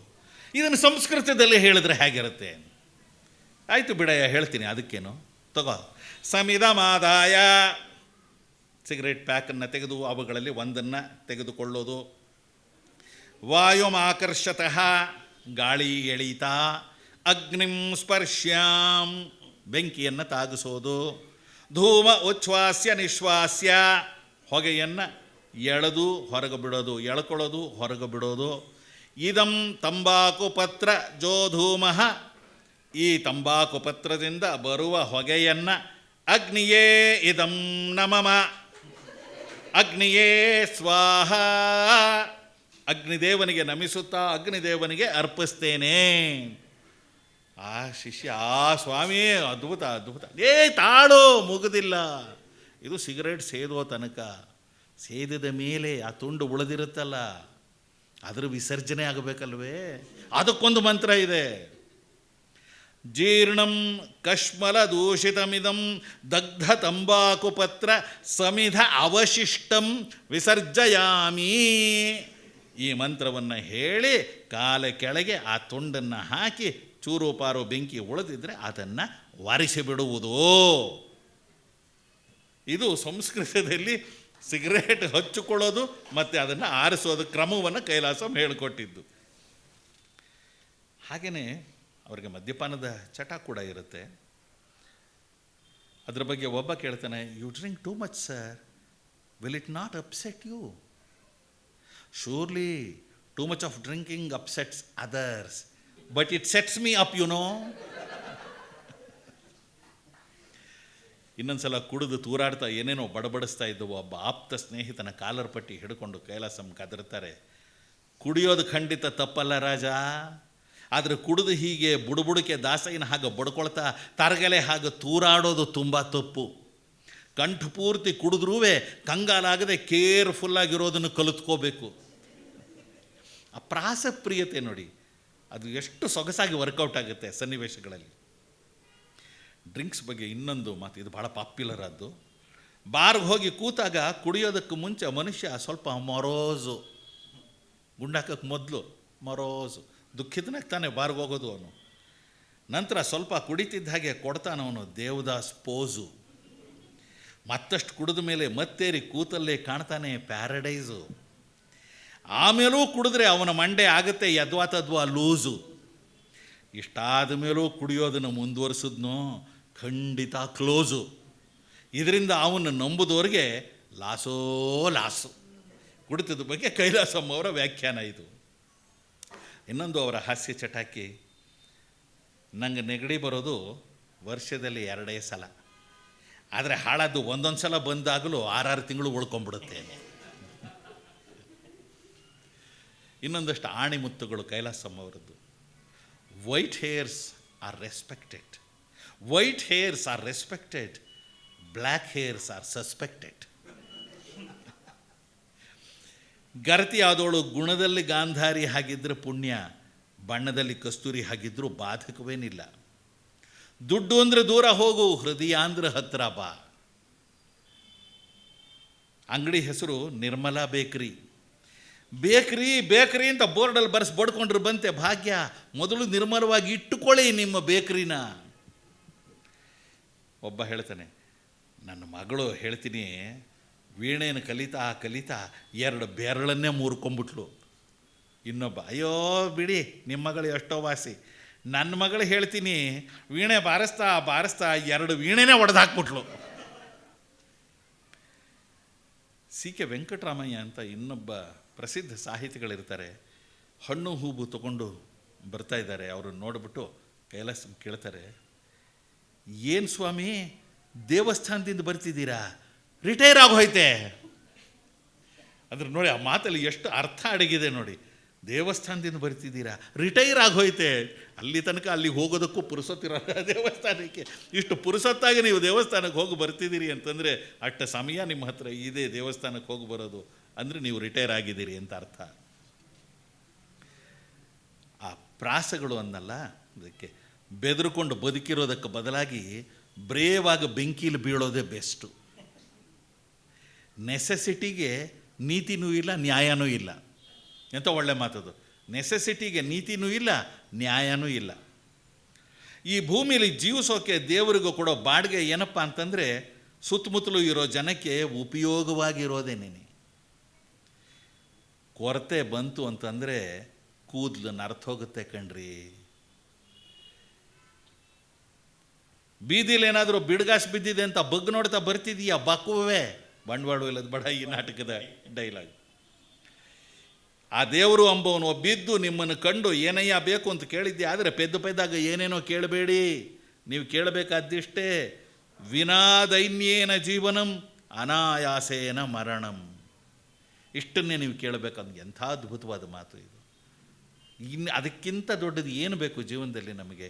ವಿನಾ ದೈನ್ಯೇನ ಜೀವನಂ, ದೈನ್ಯವಿಲ್ಲದೆ ದೀನ ಸ್ಥಿತಿಗೆ ಬರದೆ ಬದುಕೋದು, ಅನಾಯಾಸವಾಗಿ ಉಸಿರು ಬಿಟ್ಟು ಬಿಡೋದು, ಯಾವ ತೊಂದರೆಯೂ ಇಲ್ಲದ ಹಾಗೆ. ಅದಕ್ಕಿಂತ ಹೆಚ್ಚಿನದು ಇನ್ನೇನನ್ನು ನಾವು ದೇವರು ಬೇಡ್ಕೋಬೇಕಾಗಿಲ್ಲ.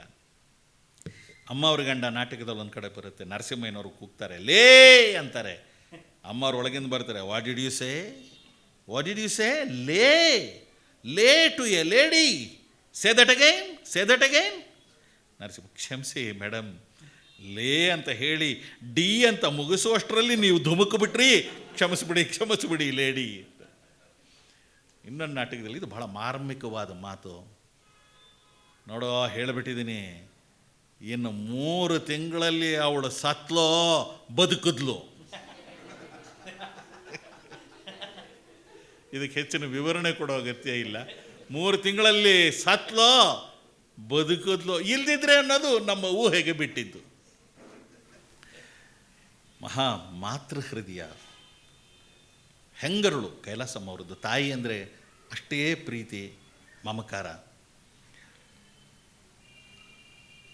ಅವರು ಒಂದು ಪದ್ಯವನ್ನು ಬರೆದಿದ್ದಾರೆ ಅಮ್ಮನ ಕುರಿತು. ಅದನ್ನು GP ರಾಜರತ್ನಂ ಅವರು ಬಹಳ ಅದ್ಭುತವಾಗಿ ಅನುವಾದ ಮಾಡಿದ್ದಾರೆ. ಎಲ್ಲ ಪ್ರೇಮವೂ ಕಣ್ಣು ಕಾಣದುದು, ಹುಚ್ಚಾದುದು, ಸುಂದರವಲ್ಲದ ಬಾತು ಮರಿಗಳನ್ನು ರಾಜಹಂಸದ ಮರಿಗಳೆಂದು, ಸ್ವರೂಪವಿಲ್ಲದ ತನ್ನ ಮಸಿ ಬಣ್ಣದ ಕಾಗೆ ಮರಿಗಳನ್ನು ಕಾಮನ ಬಿಲ್ಲಿನ ಬಣ್ಣದ ಗರಿಗಳಿರುವ ಕಲಕಂಠವೆಂದೂ ಕಾಣುವ ಪ್ರೇಮವನ್ನು ಏನೆಂದು ಹೇಳೋಣ. ತಾಯಿಗೆ ಹಾಗೆ ಮಕ್ಕಳು ಹೇಗಿದ್ದರೂ ಚೆಂದ. ಪ್ರೇಮಗಳಲ್ಲೆಲ್ಲ ಅತ್ಯಂತ ಕುರುಡಾದದ್ದು, ಅತ್ಯಂತ ಹುಚ್ಚಾದದ್ದು ಎಂದರೆ ವಿಚಿತ್ರವೂ ಆಶ್ಚರ್ಯಕರವೂ ಆದ ಮಾತೃಪ್ರೇಮವೇ ಎಂಬುದು ನನ್ನ ಖಂಡಿತವಾದ ಎಣಿಕೆ ಅಂತಾರೆ ಕೈಲಾಸಂ.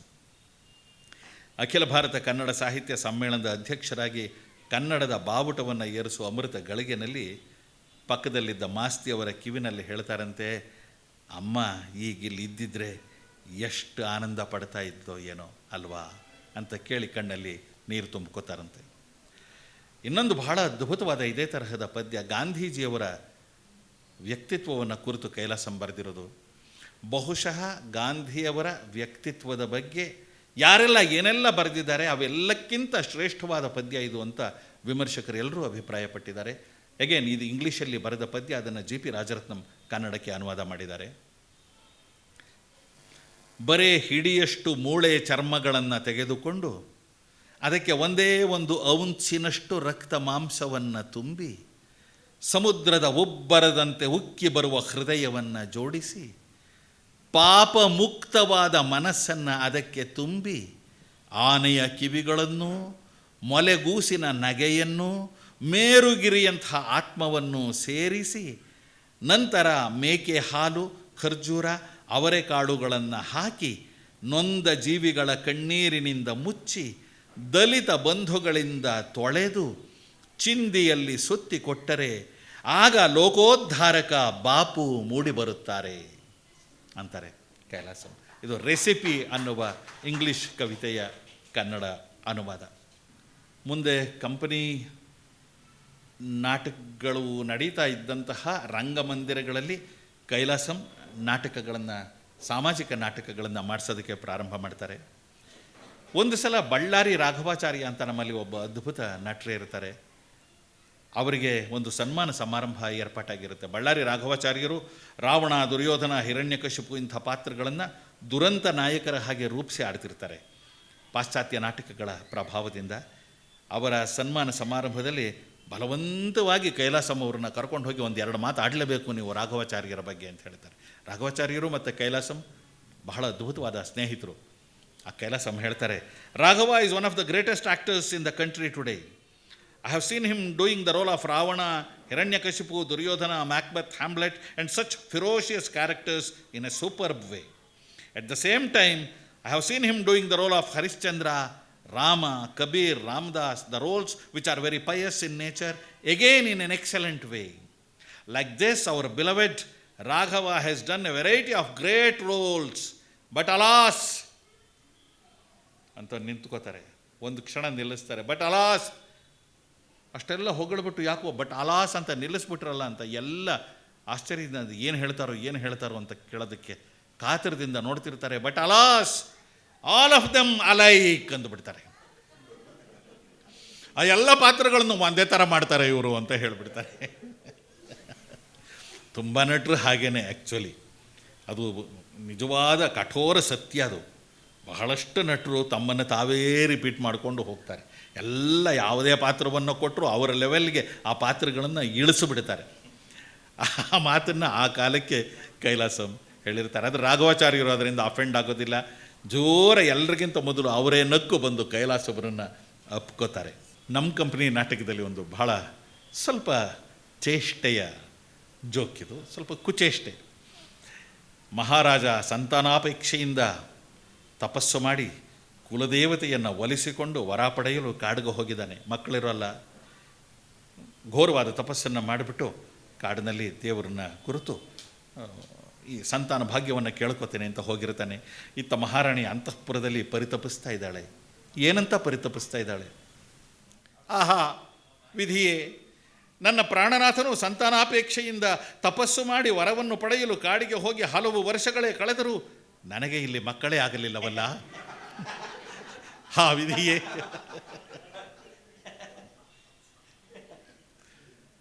ಬೇಂದ್ರೆ ಅವರು ಹಕ್ಕಿ ಹಾರುತ್ತಿದೆ ನೋಡಿದ್ದೀರಾ ಅಂತ ಒಂದು ಪದ್ಯ ಬರೆದಿರ್ತಾರೆ.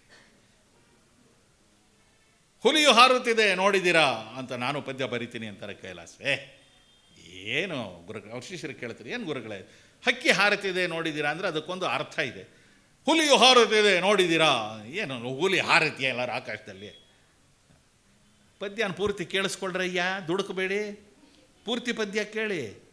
ಹುಲಿಯು ಹಾರುತ್ತಿದೆ ನೋಡಿದ್ದೀರಾ, ಕೆರೆ ಏರಿಯ ಮೇಲೆ ಮೇಯುತ್ತಿದ್ದ ಕುರಿಮರಿಯ ಮೇಲೆ ಹುಲಿಯು ಹಾರುತ್ತಿದೆ ನೋಡಿದ್ದೀರಾ?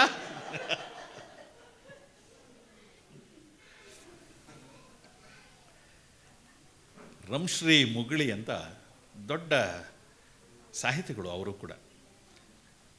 ಅವರು ಈ ಹೋಮ್ ರೂಲು ಮತ್ತು ಬಂಡವಾಳವಿಲ್ಲದ ಬಡ ಈ ಎರಡು ನಾಟಕಗಳನ್ನು ದೇಸಿ ಭಾಷೆಗೆ ರೂಪಾಂತರಿಸಿರ್ತಾರೆ.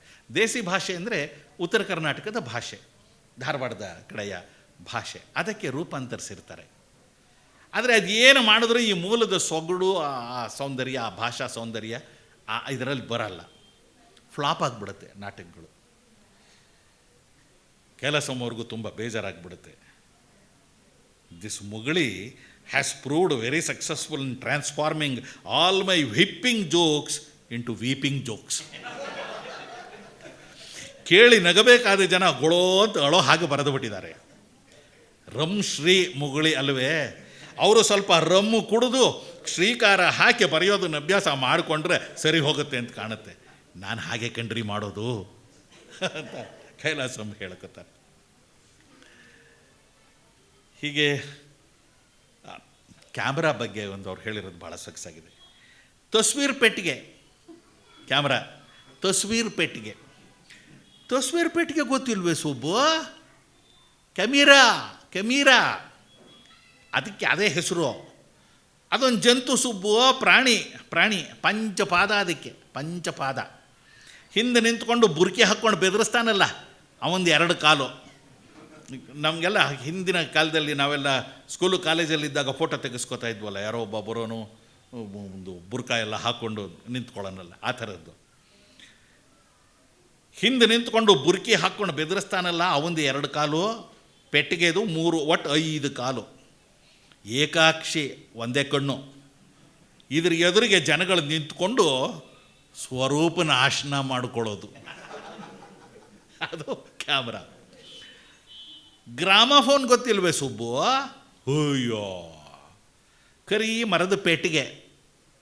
ದೊಡ್ಡದೊಂದು ಗಡಿಯಾರ ತೊಗೊಳ್ಳೋದು, ಸಿಪ್ಪೆ ಸುಲ್ದು ಹಾಕೋದು, ಗಡಿಯಾರದ ಹೊಟ್ಟೆಯಲ್ಲಿ ಇರೋದನ್ನೆಲ್ಲ ಪೆಟ್ಟಿಗೆಯಲ್ಲಿ ಜೋಡಿಸೋದು, ಅದನ್ನು ಮುಚ್ಚಿ ಕಬ್ಬಿಣದ ಒಂದು ಚಕ್ರ ಸಿಕ್ಸೋದು, ಮೇಲೊಂದು ಕರಿ ದೋಸೆ, ಅದೇ ರೆಕಾರ್ಡು, ಅದನ್ನು ಹಾಸೋದು, ಸೂಜಿ ಚುಚ್ಚಿ ಬಿಕೋ ಅಂತ ಬಾಯಿ ಬಿಟ್ಕೊಂಡಿರೋ ಕೊಂಬೊಂದನ್ನು ತಗಲ್ಸಿ ತಿರುಗಿಸಿದ್ರೆ ಸುಬ್ಬೋ ನಾವು ಬೊಗಳಿದ್ದನ್ನೆಲ್ಲ ತಿರುಗು ಬೊಗಳುತ್ತೆ ಕಣೋ.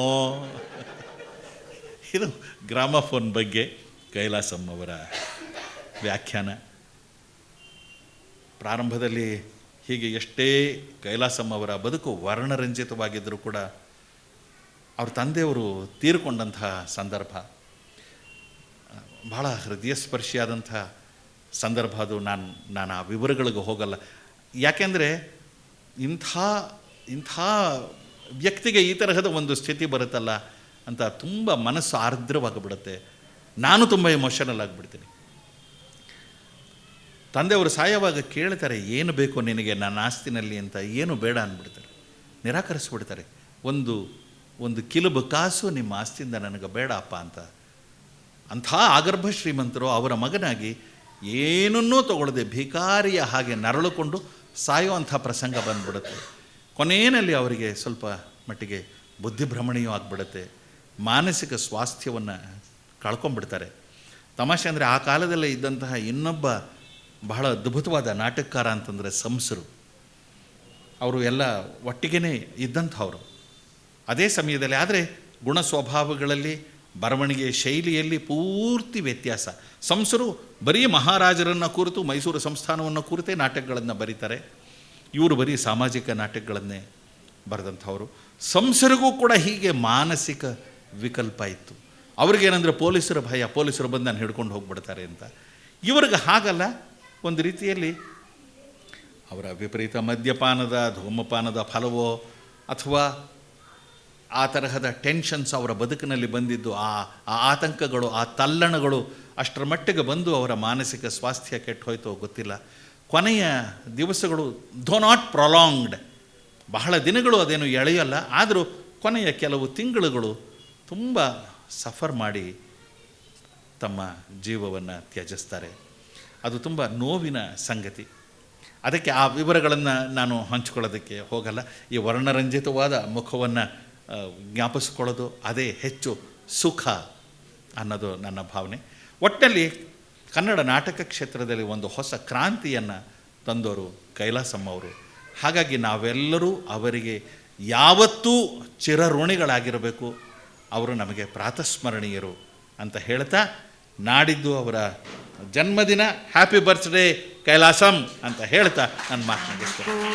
ಕೋಳಿಕೆ ರಂಗ ಕೋನುಳೀನು ಕೇನು ರಾನು ಸೊನ್ನೆಗ ನಾನು ಕೋಳಿಕೆ ರಂಗ ಕೋನುಳೀನು ಕೇನು ರಾನು ಸೊನ್ನೆ